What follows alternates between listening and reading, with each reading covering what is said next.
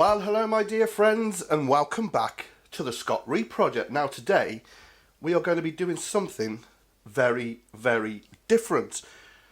Now what I have there is a one potato, but the star of the show is this absolutely fantastic, lovely little snipe.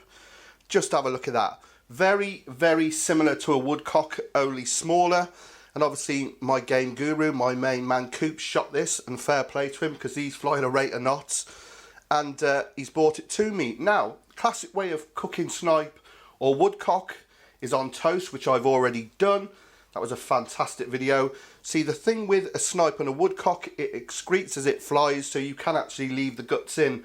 And if you make it on toast, you smash all those bits up and you've got like a pate to smother on the toast. So, I've already done that video, so I thought, what can I do with this lovely little snipe? So, with a bit of research, I found a recipe of a snipe stuffed in a baked potato. And I just thought that sounds super, super cool. So that is what we are going to be doing. This absolutely fantastic British game bird. So first thing I want to do then, before we do anything else, is quickly prepare this snipe. Okay then, like I said, traditionally cooked with its guts in, but I'm actually going to take it out for this one because you normally leave the wings on, leave the head on as well. It's the old school prep, old school method, but I just want to trim it down so it can fit in my little potato.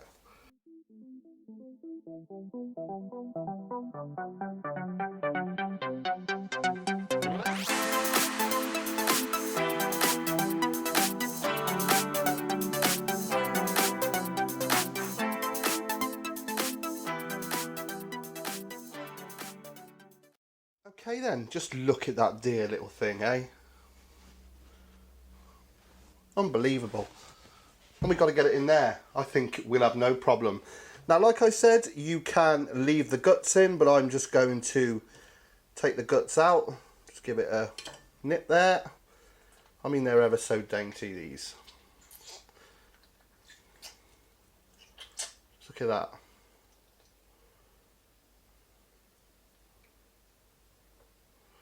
Make sure I've got his lungs. And his heart. There's his little heart. I'm just scraping along the bottom of that rib cage to get his lungs. And I shall give that a swill in cold water. Almost doesn't look real. Beautiful. Anyway, next we need to prep the potato.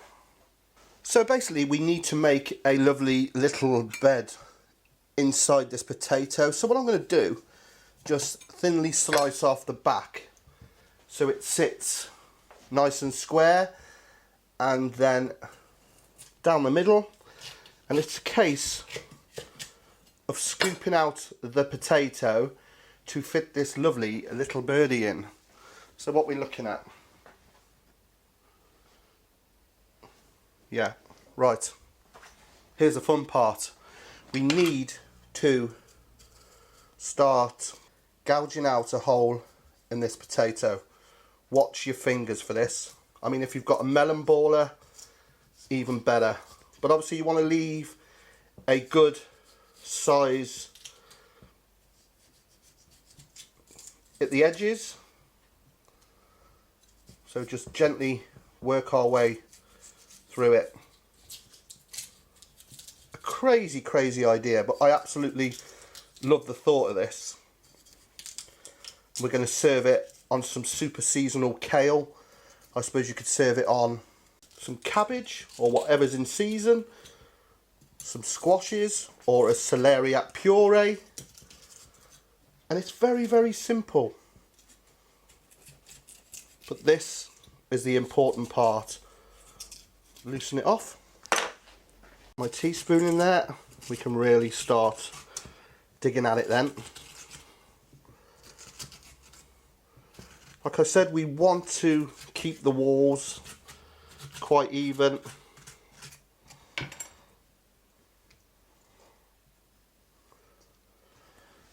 Like a glove. And it's a case of repeating with t'other side. So I've said it once before and I'm going to say it again. Like a glove. I absolutely adore how that looks. So cute. So I'm just going to season old Snipey Snipeworth. I'm just going to put a little bit in the potato there. Put a bit of salt on. And what I'm going to do is just some butter, he says, in the bottom. Just like that. Sit old Snipey on top. And then I'm going to put some fresh sage in with it. Not too much. Just go through it. Sprinkle that on and in and around. Then this thyme I'm just going to stick round it. Not the most driest thyme I've seen. So just a little round the edges, tuck it in, wrap it up, nice and warm.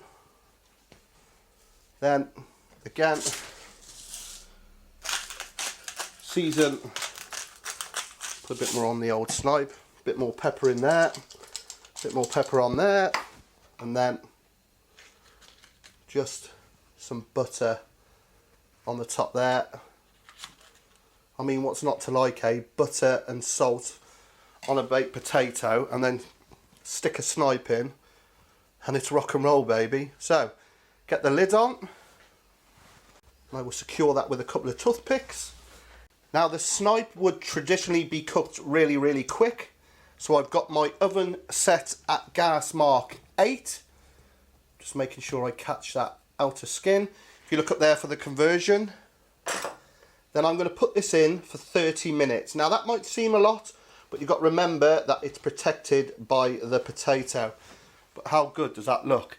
So in the oven then, gas mark 8, 30 minutes. Okay, it's been in my oven for 35 minutes. You can see I just put some foil around those skewers to stop them burning.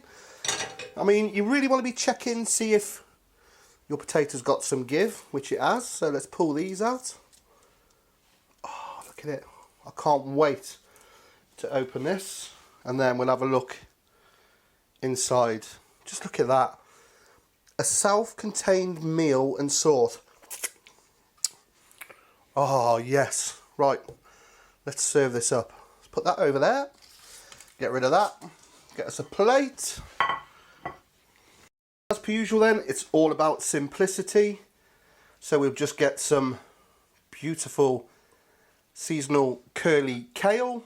Like I said, use cabbage, use celeriac puree, whatever you want to do. And obviously the remnants of that potato you could dice or mash and serve that along with it. If you get it out in one couple of good chunks, dice it with some bacon and then serve that with it. Then we're just going to put that on the top there. Look at that. Hey? And I suppose we better get into it. Just look at that. Right then, I'm looking forward to this. Want this nice and pink. Just look at that tiny.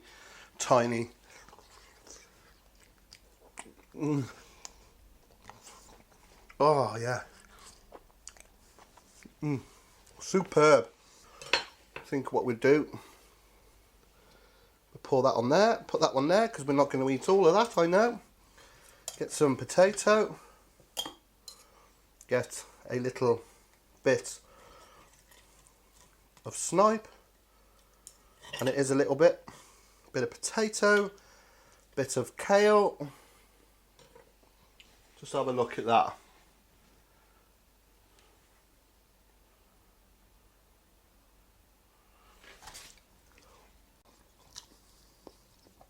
Oh, the flavour.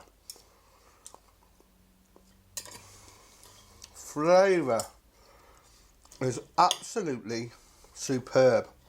A bit more kale and potato. I'm liking that as well. Oh, yeah. Okay then, Coops. Looks a little bit different to when you bought it, doesn't it? Just a bit.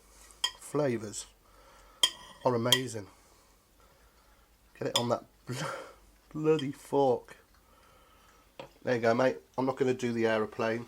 Try that. Yeah. Stop it. What's wrong with you? Come on. Look at that. Cool. Good. Spot on.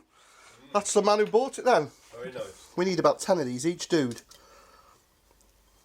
I'm just going to have to make do with like the remnants of kale and potato. And give the old carcass a good gumming. Get it. Not that for you, mate, I'm sorry. Beautiful. There you have it, my friends. As you can see, that was a resounding success. Even my main man, Coops, who shot the bird, loved it. It's awesome. There's just not enough of it.